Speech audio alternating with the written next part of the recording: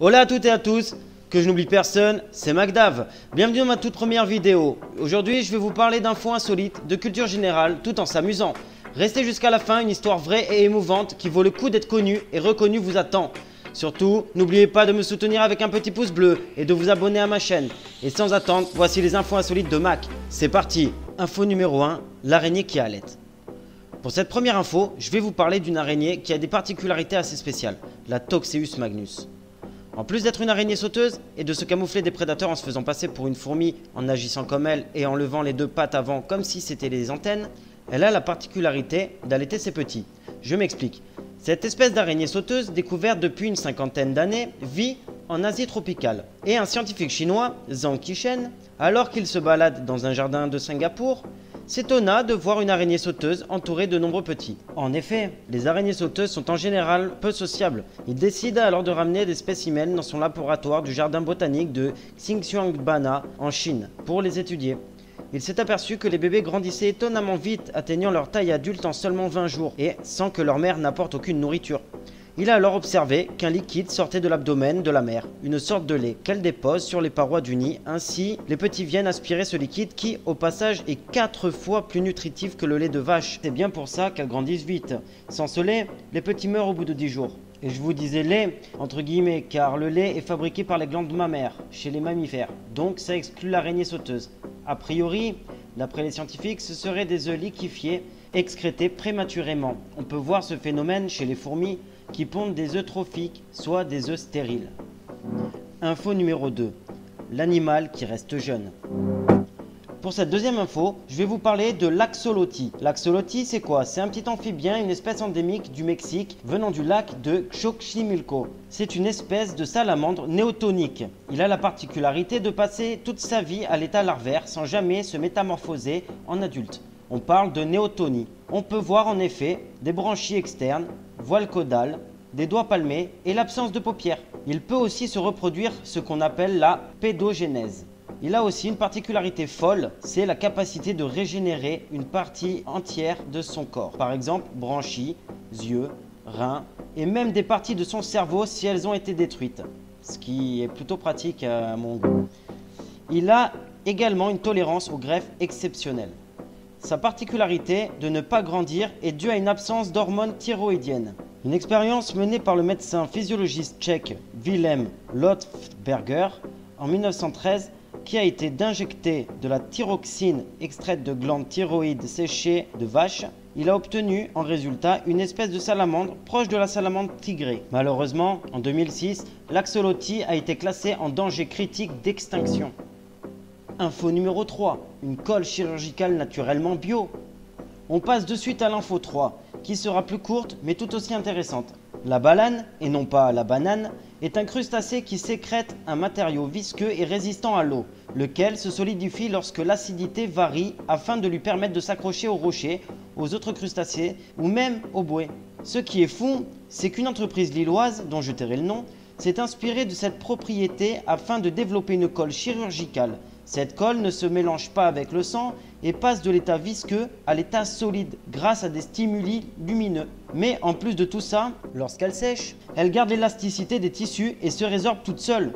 Cette colle est en attente d'homologation européenne et serait utilisée en renforcement des sutures en chirurgie cardiovasculaire. On n'arrête pas le progrès. Et qui l'eût cru, c'est assez bio pour une solution. Non, bon, j'arrête les blagues. Et on passe tout de suite à l'info numéro 4. Info numéro 4. Les oiseaux des villes et des champs ont-ils le même accent? Eh bien non. Ceci est étonnant, mais c'est ce qu'ont montré, chez la mésange charbonnière, des chercheurs de l'université d'Aberystwyth au Pays de Galles et de l'université de Copenhague au Danemark. En effet, je cite, « Le chant rural est d'un ton significativement plus bas que le chant urbain. En ville, il existe un bruit de fond occupant les fréquences basses, dont les oiseaux semblent s'affranchir en chantant plus aigu. De plus, les structures des villes, foisonnant de parois réverbérantes, génèrent bien plus d'écho. Un chant aigu se dégrade plus vite, mais à défaut de clarté, il baisse l'effet d'écho. Au contraire, à la campagne, et surtout en forêt, car il y a beaucoup d'arbres, le chant se dégrade plus rapidement, donc il y a l'intérêt de garder une fréquence plus basse. Mais les mésanges ne sont pas du tout les seuls animaux à faire de telles variations dans leur chant. Il y a eu des études qui ont mis en évidence le même phénomène chez les baleines, les loups, les vaches ou bien même les criquets. Maintenant, reste à savoir si c'est génétique ou si cela a été acquis par expérience et transmission entre individus, notamment des parents aux petits. Info numéro 5. Le pigeon chauffard. Cette cinquième info est bien plus courte, mais je l'ai trouvée drôle, alors je vous la partage. Comme le dit le titre de cette info, un pigeon s'est fait flasher en février 2020 en Allemagne dans la ville de Bockholz. Le pigeon a été flashé à 45 km/h au lieu de 30 km/h. Cependant, ce chauffard aurait pu faire pire. Et oui, le pigeon peut avoir une vitesse de pointe de 160 km/h, mais sur des longues distances. Il vole en moyenne de 100 km/h, ce qui est déjà pas mal. Info numéro 6. Les panneaux insolites. Cette info numéro 6 va rester dans le sujet de la route et surtout des panneaux routiers. On va voir ici 4 panneaux routiers assez insolites. Le premier se trouve au Japon à Taketomi, sur l'île d'Iriomote. On peut voir sur ce panneau un chat sauvage endémique de celle-ci. C'est une sous-espèce de chat léopard qui est devenue en 2010 la mascotte municipale de Taketomi. C'est vrai que c'est mignon. Le deuxième panneau se trouve sur l'île de Singapour. On peut y voir un panneau représentant une loutre. Disparues de la cité-État dans les années 60-70, elles sont réapparues dans les années 90. Elles auraient traversé à la nage le détroit de Johor depuis la Malaisie. Le troisième se situe à Flying Fish Cove, en Australie, sur l'île Christmas. L'Australie a de nombreuses espèces endémiques et dangereuses.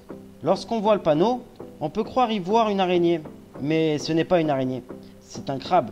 Le crabe rouge. En effet, en octobre-novembre, c'est le début de la saison des pluies et des millions de crabes terrestres sortent des forêts pour rejoindre les plages et aller y pondre. Puis, les petits feront le chemin inverse. C'est une espèce protégée, c'est pourquoi les autorités ferment certaines routes afin de plus de sécurité.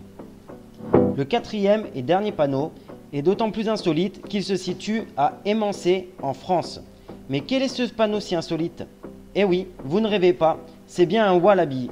Fermé au public depuis 2016, le château de Sauvage, dans les Yvelines, abrite un parc animalier d'où se sont échappés des wallabies de Bennett. Quelques-uns vivraient encore aux alentours, dans la forêt de Rambouillet, entre autres. Et c'est pourquoi des panneaux de signalisation ont été mis en place afin d'éviter toute collision avec ses cousins du kangourou. Qui aurait pu dire qu'il y avait des wallabies en France dans la nature? Sûrement pas moi. Info numéro 7. La tortue punk. Non, ce n'est pas une tortue anarchiste fan de musique antisociale, mais bien une tortue rarissime aux apparences loufoques. Cette tortue de la Mary River vit en Australie, dans un fleuve de l'état du Queensland. Sa crête fluo, verte, est composée d'algues qui colonisent l'animal, car elle peut effectivement rester des jours entiers au fond de l'eau, respirant seulement à travers la peau de son cloaque, soit son anus, qui lui sert également à uriner et à pondre. Cette tortue aux caractéristiques surprenantes est malheureusement sur la liste des reptiles menacés d'extinction. Info numéro 8. Pour toujours. Cette info est une info qui m'a ému et que je trouve belle et triste à la fois. Laissez-moi vous raconter l'histoire d'Akiko. Akiko est né en 1923. Il est de la race des Akita Inu, chiens originaires du Japon. Affectueux et intelligent, il est offert à Hidesaburo Ueno, professeur d'agronomie, par un étudiant. Tous les jours, l'enseignant prend le train pour se rendre à l'université. Akiko l'accompagne le matin, mais en plus vient le chercher le soir venu. Et tout ça pendant 2 ans. Un jour, le professeur est victime d'un AVC en plein cours et ne rentra jamais chez lui.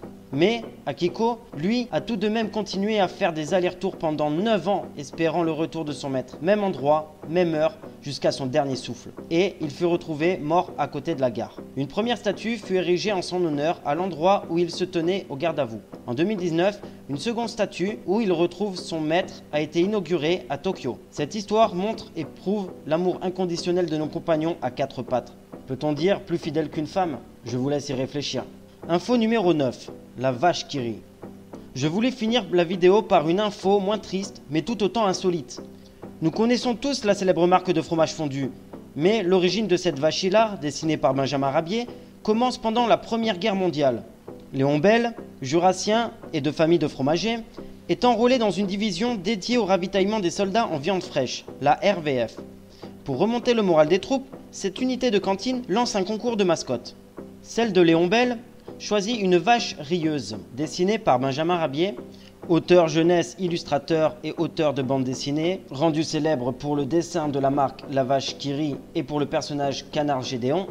Il décide de l'appeler La Vache qui rit, afin de se moquer des troupes allemandes. En effet, La vache Kiri est un jeu de mots dérivé de la Valkyrie, qui est une divinité guerrière scandinave chargée de conduire au Valhalla, soit au paradis, les guerriers morts au combat. C'est sur cette dernière info, insolite, assez drôle et intéressante, que je finis cette vidéo. J'espère que ça vous aura plu. Merci de l'avoir regardé. J'espère que vous avez aussi passé un bon moment. N'hésitez pas à me laisser un commentaire. N'oubliez pas le petit pouce bleu qui motive. Partagez et abonnez-vous, c'est gratuit. Et activez surtout la cloche des notifications pour être au courant de mes prochaines publications. Merci à tous. Yes, I! N'hésitez pas à me laisser un commentaire et à me dire justement en commentaire si vous voulez un numéro 2. Moi, ça m'a plu de le faire et donc je continuerai certaines vidéos dans ce genre-là. Merci à tous.